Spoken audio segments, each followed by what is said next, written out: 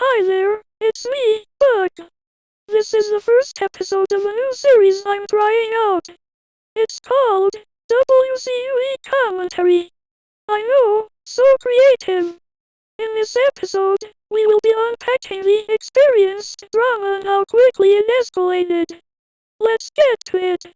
First off, what does it even mean? The term experienced or X means, or at least used to mean exactly what it's supposed to. It used to mean someone is experienced at role-playing and knows what they're doing. It was most commonly used during clan roleplays.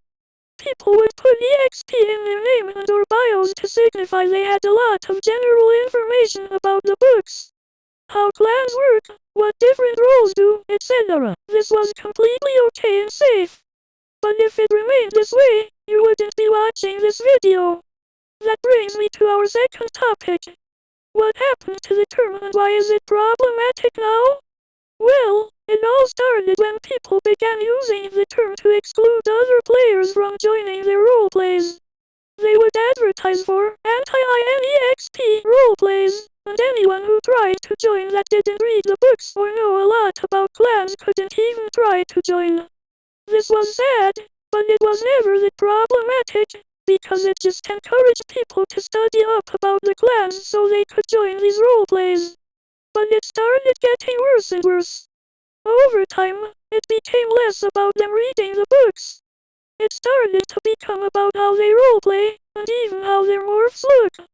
Even if they read every single book, if they didn't have an X morph, they couldn't join. I found a good example of this in a cute short here on YouTube.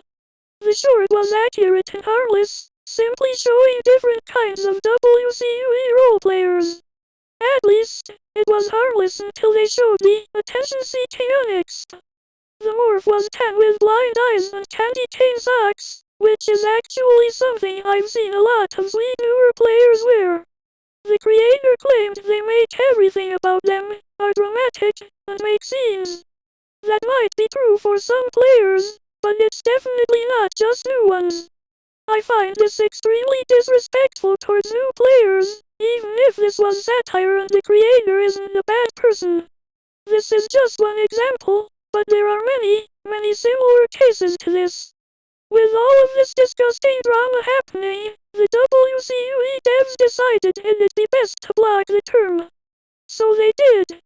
Despite that, so many people in this game still misuse the term. Even if you're using the term how it's supposed to be used, things can still get problematic. It can encourage others to do the same, sometimes to misuse it, even if that wasn't your intention. It can upset someone and even get you banned. So, the takeaway from this? Please avoid using the term entirely. You can even use safe alternatives like, I know what I'm doing, or, I've read the books and know how the clans work. That concludes it. I'll see you all again on the next episode of WCUE Commentary. Bye-bye.